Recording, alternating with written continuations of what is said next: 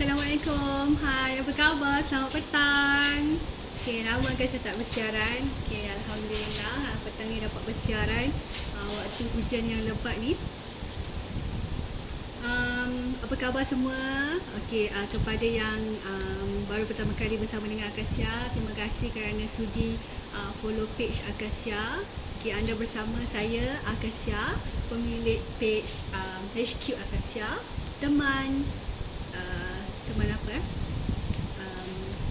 dulu Akasia pakai teman mesra usus anda. Sekarang ni Akasia pakai teman setia usus anda. Sebab Akasia berkongsi tentang manfaat prebiotik. Okay, prebiotik ni adalah makanan kepada bakteria baik usus untuk tingkatkan kesihatan usus dan tingkatkan keseluruhan kondisi kesihatan kita lah. Bila usus kita bagus, insyaAllah kesihatan seluruh badan kita pun akan dapat impak yang positif. Okay, hari ni saya nak unboxing order natural prebiotic. Okay, tapi ada cerita sebenarnya, cerita tentang kisah seorang anak kecil yang ada masalah usus. Okay, anak kecil ini umurnya 3 tahun lebih, baru 3 tahun lebih menderita masalah usus yang dipanggil ulcerative colitis. Macam itulah, Akasia pun tak pasti lah sebut dia macam mana kan. Okay, lebih kurang dia macam ni. Dia masalah usus, dia ulcer ataupun inflamasi lah, inflamasi di dalam usus. Okay, dia punya masalah dia ialah dia akan mengalami sakit perut, dia akan sakit perut dan cirit-birit dan berdarah. Berdarah. Dia mungkin akan mengalami kurang berat badan, dia akan berat badan dia akan turun lah, dan juga demam. Mungkin akan berlaku anemia jugalah, tapi nak katanya baru umur 3 tahun lebih menderita masalah usus yang agak, pada kisah agak teruk lah kan. Kalau kita sakit perut biasa pun yang cirit-birit sebab salah makan pun dah mungkin tak boleh tahan kan. Ini kan pula anak kecil baru umur 3 tahun lebih. Sebenarnya Akasia dihubungi oleh bapa beliau pagi tadi, bertanyakan tentang prebiotik gum Arabic yang Akasia ada ni lah. Okay, so beliau dapat tahu daripada pelanggan Akasia jugalah sebenarnya, daripada seorang ustaz. Ustaz adalah pelanggan Akasia. Beliau ada masalah adhesion kolik sebelum ni, macam Akasia juga dulu ada masalah kesihatan usus yang agak kronik. Okay, susulan pembedahan. Okay, kemudian ustaz sarankan beliau cuba cara semula jadilah, cuba melalui cara pengambilan serat prebiotik. Mudah-mudahan dapat membantulah, diharapkan dapat membantu sebab bapa ni dah usahakan melalui perubatan hospital kan, dah macam-macam dah, dan banyak ubat yang doktor bagi pada anak beliau. Baru umur 3 tahun lebih dah macam-macam ubat yang doktor bagi.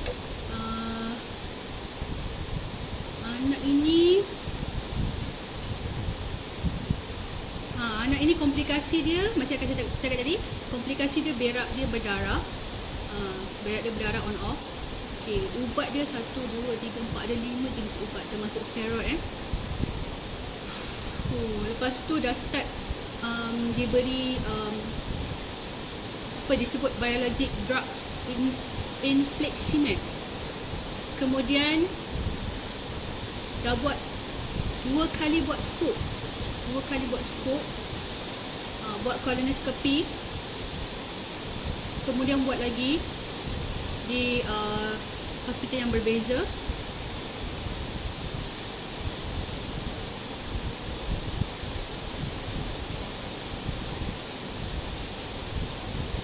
Okay.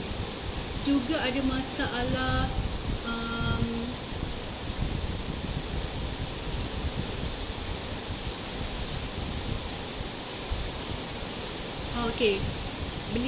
baby ni dia lahir secara pembedahan, secara cesarean. So Mungkin nak kongsikan, anak yang dilahirkan secara caesarean memang ada kelemahan dia. Dia tak dapat bakteria baik macam mana anak yang dilahirkan normal. So dia dapat bakteria yang tak baik sebab dia dilahirkan secara caesarean. Okey. Jadi anak yang macam ni dia punya antibody dia agak lemah, dan juga bila dia membesar dia mudah dapat sakit, mudah dapat masalah kesihatan. Tak payah cakap baby ni lah kan. Even anak Akasha sendiri pun dilahirkan secara emergency caesarean. Okay. So walaupun menyusu badan penuh 2 tahun, tapi masih mengalami masalah mudah demam, kerap demam, dan demam yang tinggi. Dia ada masalah tonsil, kerap demam yang tinggi 39 ke 40 darjah, kerap. Dan walaupun menyusu badan 2 tahun penuh tu dia punya kelemahan bila bersalin caesarean ni. Jadi alhamdulillah bila Akasha jumpa prebiotik gamma arabik ni, Akasha bagi, dan alhamdulillah dah apa, sangat jarang kena tonsil, sangat jarang demam ataupun jatuh sakit. Alhamdulillah. Okay. So sambil ni Akasha nak unboxing prebiotik ni lah, sebab Akasha nak packing.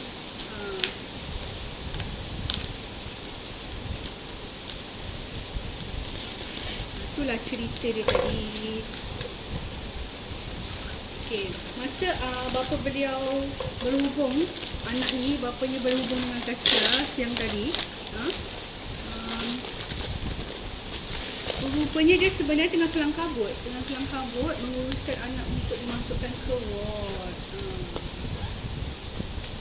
Anak baru umur 3 tahun lebih dah kena ulang alik hospital. Tak boleh nak buat apa lah. Okay? Tapi kita boleh ikhtiar. Okay? Kita boleh ikhtiar sebab kita dah cuba jalan bagi ubat macam tu kan. So kita cubalah secara alternatif pun kena alternatif yang selamat lah. Tak boleh sebarang alternatif kan. Nanti jadi teruk pula. Okay? Jadi kita cuba, bapa beliau nak cuba ikhtiar dengan serat prebiotik gamma arabik. Okay. Akasha sarankan beliau untuk ambil serat prebiotik Almana dan Taibat daripada natural prebiotik ni. Okay.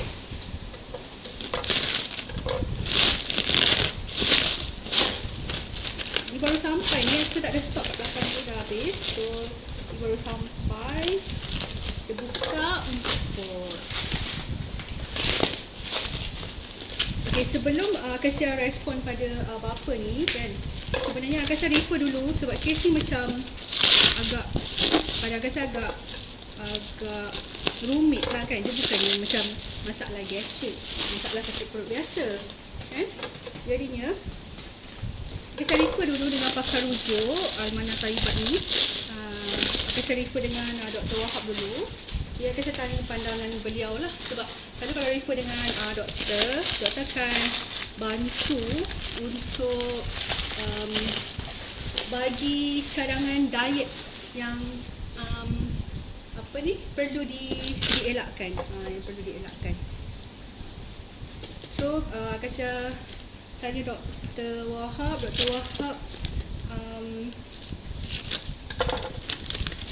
sarankan supaya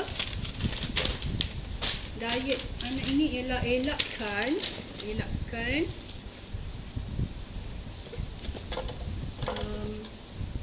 makanan seperti susu, dairy product, elakkan susu. Kemudian selain elakkan susu, ialah makanan bertepung gandum. Kemudian makanan manis, gula lah. Gula sebarang gula lah kan. Gula yang bukan gula putih tu je. Sebenarnya kalau anda perasan dekat, kena tengok label makanan. Kalau tengok label makanan, dia tulis gula tapi dengan nama lain yang ada SE, fructose lah, sucrose lah, tu pun gula kan, kena elakkan juga. So okay. Alhamdulillah dah sampai ni. Lagi apa? Okey, bahan apa makanan yang ada pengawet, berasa, pewarna, semua yang tirulah makanan proses. Basically doktor suruh makan real food. Makan real food. Okey. So untuk anak ni doktor sarankan kita bagi dia Al-Manna dan Thayyibat. Okey, ni tahu. Dalam kotak yang hijau ni, okey. Saya akan sarankan yang ni lah, yang kotak hijau ni sebab dia ada Al-Manna dan Thayyibat. Al-Manna dan Thayyibat ni untuk anak ni satu sudu kecil Thayyibat di waktu pagi dan juga satu sudu kecil Al-Manna waktu petang.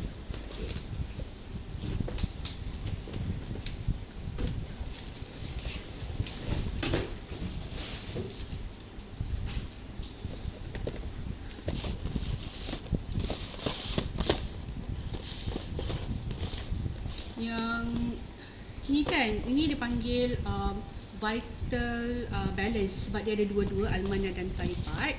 Okey, ini selalu orang akan ambil yang ni lah, customer kita akan ambil ni lah sebab dia ada dua-dua sekali. Ada Al-Manna dan juga Thayyibat. Okey, kalau ada sesetengah individu dia akan ambil ni lah, salah satu Al-Manna ataupun Thayyibat ni. Ni yang dalam seceh, yang saya tunjukkan dalam seceh. Ataupun kalau yang dah selalu kan, yang memang amal setiap hari dah regular, biasanya akan ambil yang ni lah, Thayyibat Al-Manna dalam jar. Sebab kalau macam ni dia convenient, dia mudah kan, kita koyakkan je dan bancuh. So orang yang bekerjaya on the go kan, tak ada masa nak bancuh-bancuh ni kan, nak buka jar ni, jadinya kita ambil je lah yang dalam seceh terus. Senang. Okay, right. Okay, sekarang ni saya nak packing. Itu je lah perkongsian Akasia.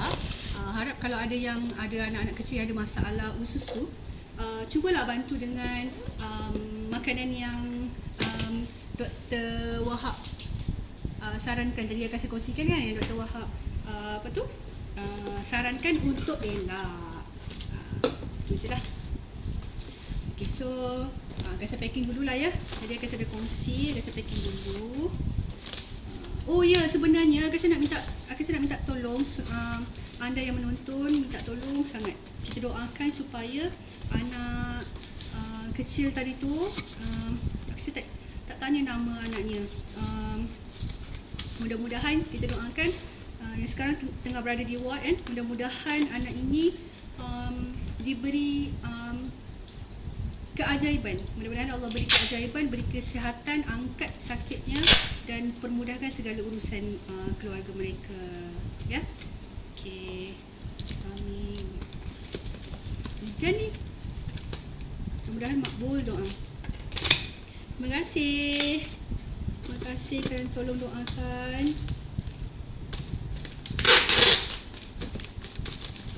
So, kita packing lah.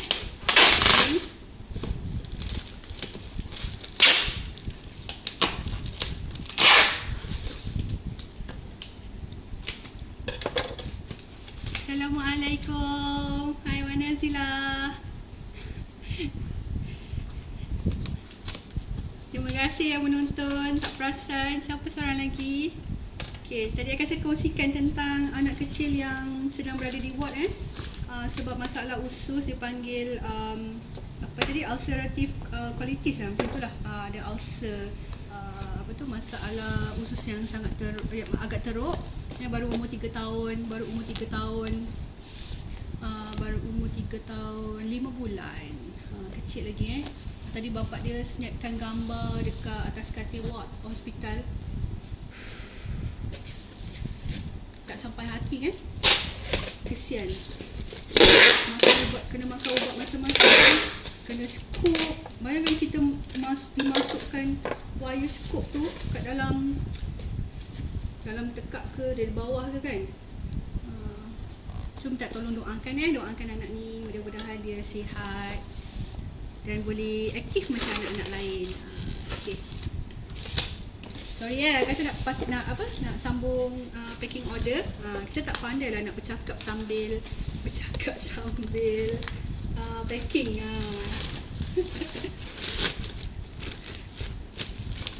Ini tak lagu ke? Pasang lagu lah. Tadi dah sharing kan? Kita pasang lagu pula sekejap tau. Kita buka YouTube. Kalau kasi buka lagu daripada laptop, Facebook boleh detect tau. Nanti dia tak kasih. Tapi aku kasi buka lagu daripada YouTube, okey pula. Tak ada pula dia macam ada bagi larangan. Cerdik pula YouTube ni. Okay, kita pasang lagu.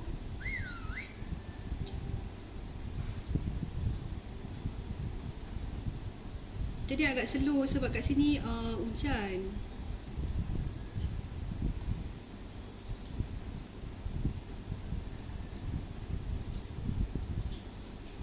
Tadi kan saya kongsikan yang Dr. Wahab punya suggestion tentang pemakanan yang anak kecil tadi tu kena elakkan. Sebenarnya tu bukan untuk anak yang dah sakit je sebenarnya. Sebenarnya kita anak yang sihat pun kena elakkan juga. Saya ulang so doktor cakap tadi sebenarnya sama yang macam akan saya selalu share tu. Makanan bertepung gandum, pengawet, makanan yang bergula, makanan yang proses. Makanan proses tu macam sausage kan.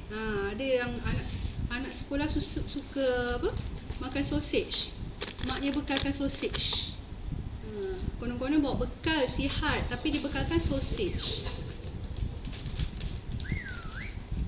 Macam mana tu kan? Dia buat pasta, pasta